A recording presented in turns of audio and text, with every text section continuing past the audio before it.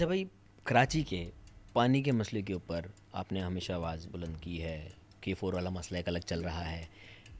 Tanker mafia वाले मसले पर आपका क्या स्टैंड है? मतलब ये क्या है, तो कौन लोग हैं भाई ये? टैंकर माफिया जो है वो आपने खुद ही कह दिया माफिया, तो माफिया होती है ना। माफिया के खिलाफ आपने बात की है तो सारी बात है लोग तो बात करने नहीं, हम तो वो मैंने वो लफ्ज़ अदा किया जो मैंने अखबारों में पढ़ा है भाई। देखें, ये बात बिल्कुल दुरुस्त है कि कराची को ना आप इंफ्रास्ट्रक्चर देने के लिए तैयार है सूबाई हुकूमत, ना पानी देने के लिए तैयार है। और पानी का ये K4 को मजीद कितने साल लगेंगे? कितने सालों की है ये? मतलब पानी नहीं आ नहीं पा रहा, मोटर कमज़ोर है, क्या है? देखें, K4 का मंसूबा जब तक माइंडसेट तब्दील नहीं होगा, जब तक लोग अपने मफादात से नहीं निकलेंगे, जब तक K4 का मंसूबा नहीं बनेगा। और ये आरो प्लांट का क्या सीन है? आरो प्लांट भी 22 साल हो गए ना। Yes yes.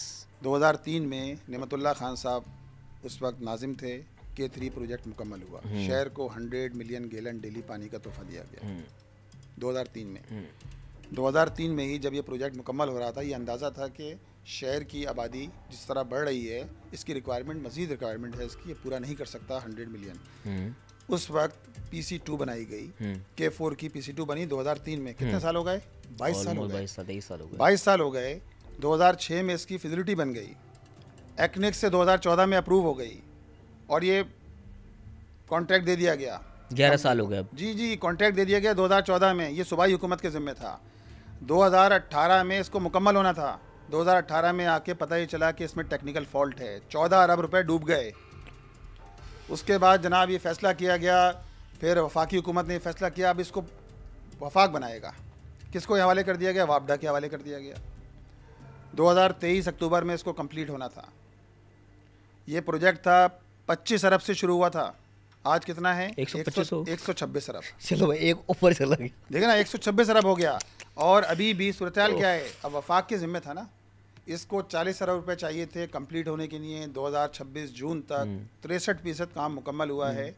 मुकम्मल होने के लिए इसको कितने चाहिए थे? 650 MGD का प्रोजेक्ट था ये, जो कम होकर इसको 150 गुना कम कर दिया गया, 260 MGD रह गया। ये प्रोविज़न है कि चले आगे वो हो जाएगा 3 फेज़ में 260, 260, 130।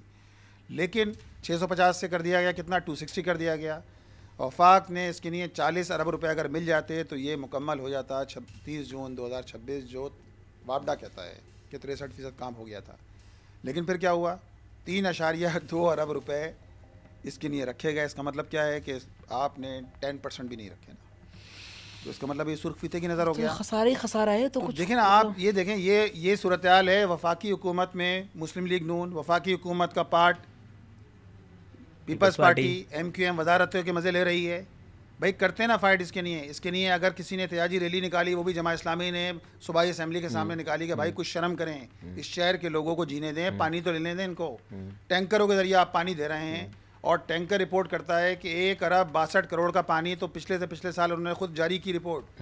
हमने सेल आउट किया है, जो खुद उन्होंने मुश्तहिर कर दिया। तो कितना ऐसा होगा कि जो उन्होंने बताया नहीं होगा। नलों में पानी नहीं आ रहा, इनके टैंकर्स में पानी कहाँ से आ रहा है? हाइड्रेंट के जरिए आ रहा है। तो वो हाइड्रेंट घरों तक नहीं पहुँच सकते? बिल्कुल पहुँच सकते हैं। अब आप देखें औरंगी टाउन हब डैम बना, भी उन्होंने इफ्तिताह किया ना बिलावल साहब ने। अभी मेरा ख्याल है 10-15 दिन हुए हैं इफ्तिताह किए हुए। वो कैनाल जो नहीं बनी, वो जो कैनाल जो बनी है, कैनाल के आपने पूरी कहानी आपको पता होगी। कैनाल जिस तरह जो है वो कैनाल वो तो कह रहे ट्रायल कर रहे थे, ट्रायल बेसिस पे तोड़ी जाती है कैनाल जो है वो। अभी 3 दिन पहले कैनाल में को जो है वो कहा कि जी 100 MGD पानी नहीं मिल सकता, इसमें फॉल्ट आ गया है और हम जो है वो 40 MGD पानी देंगे। फिर उन्होंने 100 MGD कर दिया होगा। अगर कैनाल से औरंगी टाउन के लोगों को पानी नहीं मिल रहा, साइट और केमाड़ी के लोगों को पानी नहीं मिलता, नॉर्थ कराची के लोगों को जहाँ जहाँ ये हब डैम से कैनाल जाती है, तो यार क्या फ़ायदा आपने?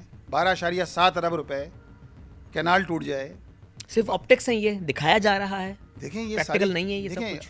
बात ये है कि जब 80%, 85% करप्शन की नज़र हो रहा हो, जब किक बैग्स और ये सारी चीज़ें चल रही हो, तो फिर आप देखें ना, उसके नतीजे में तो यही होना है कि लग नहीं रहा, जो लगना चाहिए वो लग नहीं रहा, जेबों में जा रहा है ये सारा पैसा। और आप देखें K4, एक तरफ तो ये टैंकर का मामला है ना, K4 बन भी जाए तो कराची को फिर भी पानी नहीं मिलेगा। अब ये सवाल उठता है कि K4 बन जाने के बाद कराची को पानी क्यों नहीं मिलेगा? बैरियर टाउन नहीं, बैरियर टाउन नहीं, कराची की 90 किलोमीटर पाइप लाइनों को चेंज होना है। वो ऑगमेंटेशन का काम है। वो किसके ज़िम्मे है? वो काम वफाक के ज़िम्मे है। वापडा बना रहा है, वफाक में भी सारी पार्टियां हैं।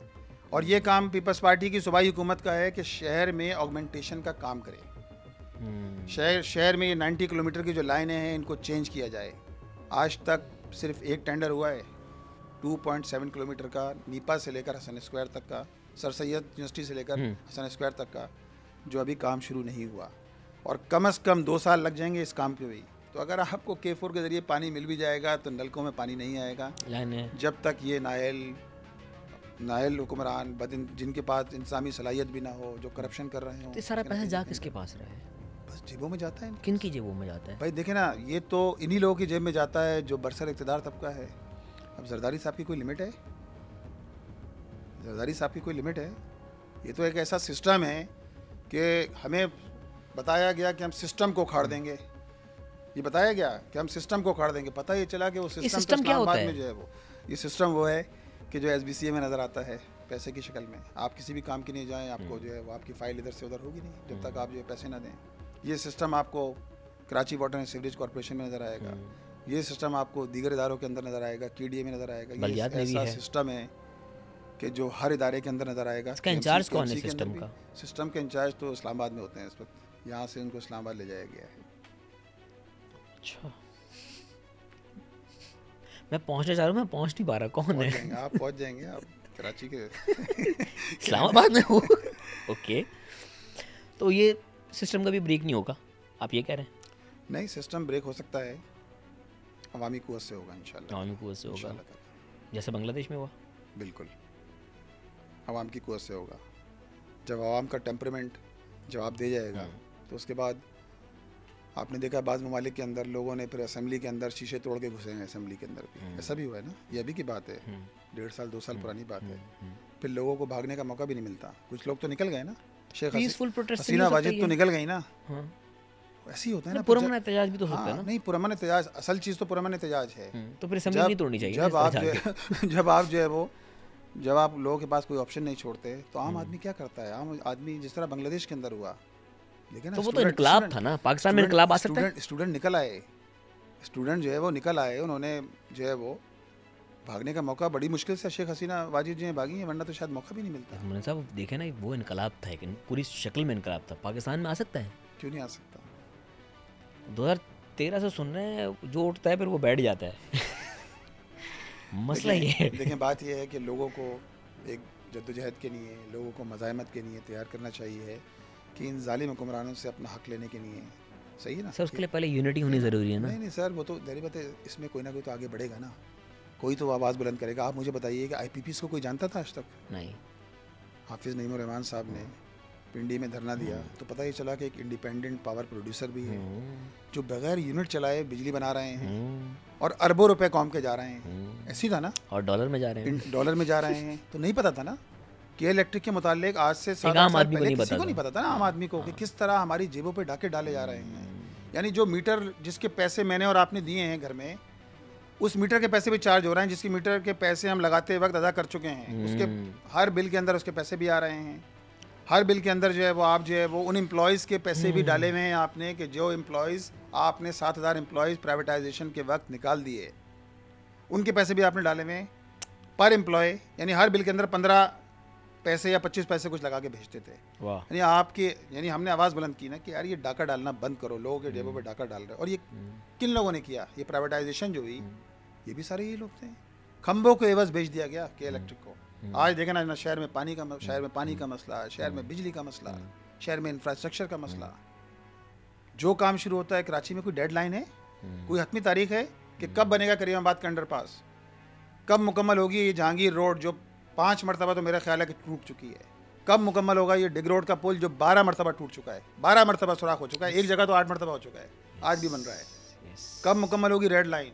ये तो इंसानी ज़िंदगी के लिए एक सुर्ख लकीर बन गई है। 26 किलोमीटर की रेड लाइन, $503 मिलियन का प्रोजेक्ट आज $700 मिलियन पर पहुंच गया है। हुक्मरान मज़े कर रहे हैं, अपनी तनख्वाहों में इजाफा हो गया, उनकी 200% इजाफा हो गया। सेनेट के चेयरमैन की तनख्वाह में 600% इजाफा हो गया। सेनेट चेयरमैन और कौमी असेंबली के स्पीकर। आम आदमी रुल रहा है सड़कों पर, परेशान है। लेकिन हल ये है कि लोग बेदार हों, लोग निकलें, अपने हक के लिए आवाज़ बुलंद करें। इंशाअल्लाह ताला हालात तब्दील होंगे।